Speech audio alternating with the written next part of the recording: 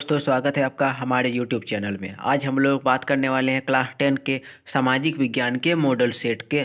ये आप लोग का मॉडल सेट नंबर तीसरा है। अगर आप लोगों ने पहला और दूसरा मॉडल सेट नहीं देखा है तो आप लोग प्लेलिस्ट में जाके चेक करके देख सकते हैं।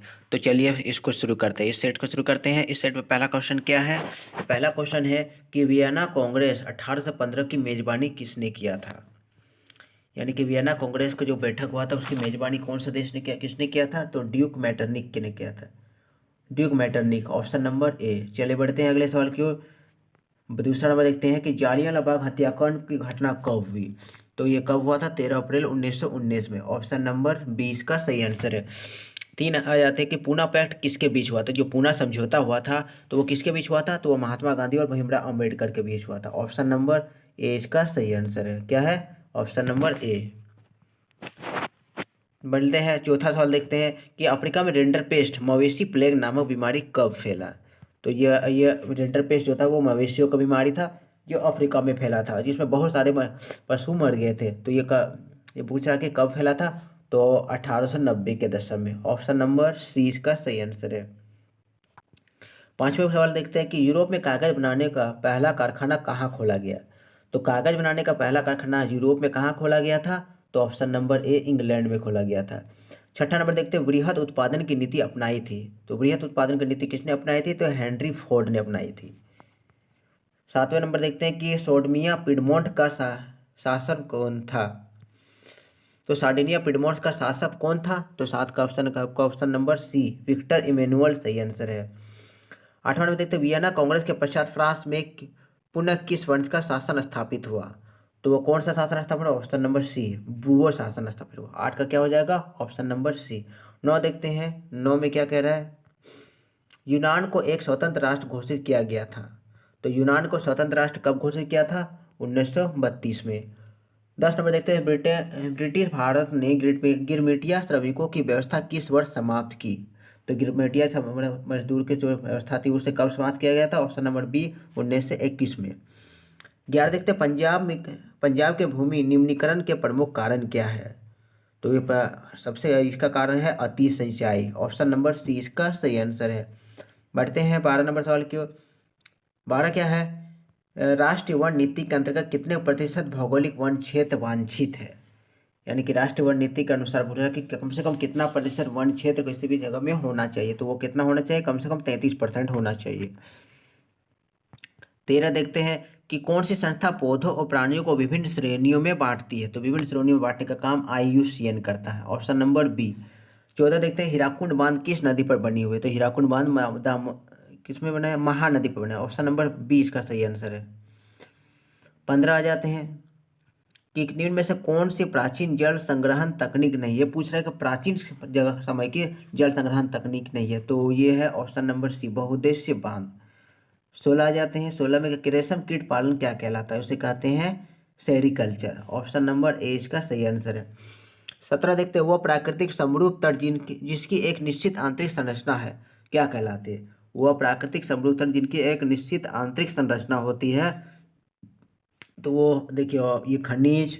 ऑप्शन नंबर एक में खनिज है, ऑप्शन नंबर बी में पदार्थ होते हैं, ऑप्शन नंबर सी अयस्क, ऑप्शन नंबर डी लोहा। यानी इसका सही आंसर होगा खनिज होगा। ठीक है, बढ़ते हैं 18वें नंबर में, वस्त्र, चीनी तथा वनस्पतिक तेल को कृषि से अपना कच्चा माल तैयार करते हैं तो क्या कहलाता है? तो ये कहलाता है कि कृषि आधारित उद्योग। Option number C. उन्हें देखते हैं, दो देशों के मध्य व्यापार को क्या कहा जाता है? तो इसे कहा जाता है अंतर्राष्ट्रीय व्यापार। Option number B. 20 में देखते हैं, भारत का सबसे प्राचीन कृत्रिम बंदरगाह है। सबसे प्राचीन कृत्रिम बंदरगाह कौन है? तो 20 का सही आंसर क्या हो जाएगा? ये है, एक तो मुंबई मुंबई पतन है, चेन्नई पतन है, जवाहरलाल नेहरू पतन है। ऑप्शन नंबर सबसे प्राचीन बोला जाए तो ऑप्शन नंबर बी चेन्नई पतन इसका सही आंसर है। बढ़ते नेक्स्ट वाले क्यों 21 नंबर में। 21 में क्या क्वेश्चन है कि 1970 से 1993 के बीच बेल्जियम के संविधान में कितनी बार संशोधन किया गया? तो कितने बार किया गया? ऑप्शन नंबर सी 4 बार। 21 का क्या हो जाएगा? सी। 22 देखते हैं, सत्ता के क्षैतिज वितरण से क्या तात्पर्य है? सत्ता के क्षैतिज वितरण में क्या होता है कि सत्ता को कार्यपालिका, विधायिका और न्यायपालिका में बांट दिया जाता है। ऑप्शन नंबर सी इसका सही आंसर है। तो 23 नंबर में आ जाते हैं। 23 क्या है कि राज्य पुनर्गठन आयोग की रिपोर्ट कब लागू की गई? तो वो क्या गया 1956 में। Option number B. ये 24 नंबर देखते हैं, भारत में राजनीतिक दलों को मान्यता कौन देता है? तो राजनीतिक दलों को मान्यता देने का काम चुनाव आयोग का होता है, ऑप्शन नंबर सी। 25 नंबर देखते हैं कि ऐसी सरकार जो एक से ज़्यादा राजनीतिक दलों से मिलकर बनता है तो क्या कहलाता है? तो इसे गठबंधन कहलाता है, गठबंधन सरकार, ऑप्शन नंबर सी इसका सही आंसर है। 26 देखते हैं कि कौन सा तरीक किसी लोकतंत्र में राजनीतिक सुधार करने के लिए बेहतर है, यानी कि कौन सा तरीका बोल रहा है कि कौन सा तरीका किसी लोकतंत्र में राजनीतिक सुधार लाने के लिए बेहतर। तो राजनीतिक दल में सुधार लाने में कौन सा बेहतर काम कर सकता है? तो वो लोगों का सशक्तिकरण, क्योंकि लोग ही अपने मत का प्रयोग कर राजनीतिक दलों में सुधार ला सकता है, राजनीतिक दलों में बदलाव भी ला सकता है। 27 देखते हैं कि बोलीविया के जल युद्ध किसके खिलाफ था? तो ये किसके खिलाफ था? तो पानी के निजीकरण के खिलाफ, ऑप्शन नंबर ए। 28 देखते हैं कि लोकतंत्र सरकार होती है, तो लोकतंत्र सरकार कैसी होती है? तो उत्तरदायी भी होती है, जिम्मेदार भी होती है, वैध सरकार, यानी कि ऑप्शन नंबर डी इसका सही आंसर है। आगे 29 नंबर आते हैं कि केंद्र और राज्य के बीच होने वाले विवादों को निपटारा कौन करता है? तो केंद्र और राज्य के बीच विवाद हो जाता है तो उसे न्यायपालिका उसको सुलझाता है। 30 नंबर देखते हैं, भारतीय संविधान में अनुसूचित भाषाओं की संख्या कितनी है? अनुसूचित भाषाओं की संख्या कितनी है? तो यह है 22 भाषा, ऑप्शन नंबर ए। आगे बात है 31 नंबर में कि नेपाल में सन 2006 के अप्रैल माह में आंदोलन का क्या कारण था? तो 2006 में जो आंदोलन हुआ तो उसका मुख्य मकसद क्या था? वो था ऑप्शन नंबर सी, लोकतंत्र को स्थापित करने के लिए, क्योंकि वो लोकतांत्रिक सरकार नहीं था तो लोकतंत्र स्थापित करने के लिए 2006 में लोगों ने आंदोलन कर दिया था। आगे आते हैं पहले नेक्स्ट सवाल, क्योंकि एक उद्योगपति के लिए विकासात्मक लक्ष्य क्या हो सकता है? तो एक उद्योगपति का विकासात्मक लक्ष्य क्या होता है? तो वो बेहतर मजदूरी करना, ये भी हो जाएगा, फसल का उचित मूल्य, ये भी हो जाएगा, बिजली अधिक प्राप्त करना, यानी कि ऑप्शन नंबर डी इसका सही आंसर है। 33 आ जाते हैं, सामान्यतः किसी देश का विकास किस आधार पर निर्धारित किया जाता है?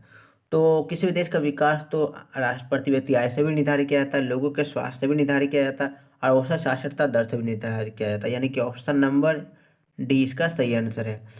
34 देखते हैं कि प्राकृतिक उत्पादों को विनिमय के माध्यम से उपयोगी वस्तुओं में बदलता है तो वो क्या होता है? तो वो होता है प्राथमिक क्षेत्र, ऑप्शन नंबर ए। नहीं, ऑप्शन इसका तो गलत मैंने बताया, इसका सही आंसर होगा क्या? इसका सही आंसर होगा द्वितीय क्षेत्र। ठीक है, पढ़ते नेक्स्ट।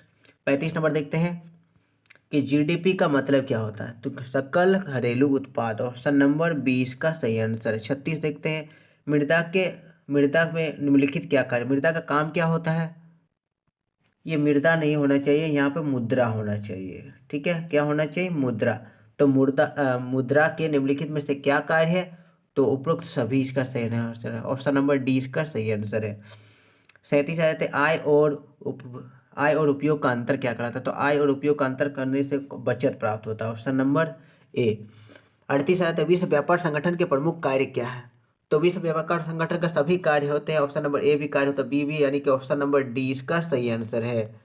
बढ़ते 39 में, 39 क्या है कि वह संगठन जो अंतर्राष्ट्रीय स्तर पर उत्पादों के मानक तय करता है, तो अंतर्राष्ट्रीय स्तर पर पूछ रहा है तो ये इसका सही आंसर होगा ISO, ऑप्शन नंबर सी। 40 है, शब्द लिखा हुआ है, 40 का क्या होना चाहिए? सब्जी। 40 का क्या होना चाहिए देखते हैं, चलिए। 40 का शब्द खरीदते समय, सब्जी बोल रहा है, या शब्द होना चाहिए, कोई भी उत्पाद होना चाहिए। कोई भी उत्पाद खरीदते समय हमें कौन सा निशान देखना चाहिए? तो वो एग मार्क देखना चाहिए, ऑप्शन नंबर सी। 40 देखते हैं, 40 में क्या कह रहा है कि वैश्वीकरण से देशों के बीच निम्नलिखित में से तीव्र गति होते हैं। तो जो वैश्वीकरण होता है तो देशों के बीच किस चीज़ का गति होता है? तो माल और सेवाओं का गति होता है। तो ये रहे आप लोग के 40, मैंने इस सेट में 40 सवाल लिया हुआ है, 40 सवाल इसी से बेसिस पर तैयारी करिएगा। उम्मीद है आप लोग के अच्छे नंबर आएंगे परीक्षा में। मिलते हैं नेक्स्ट वीडियो में।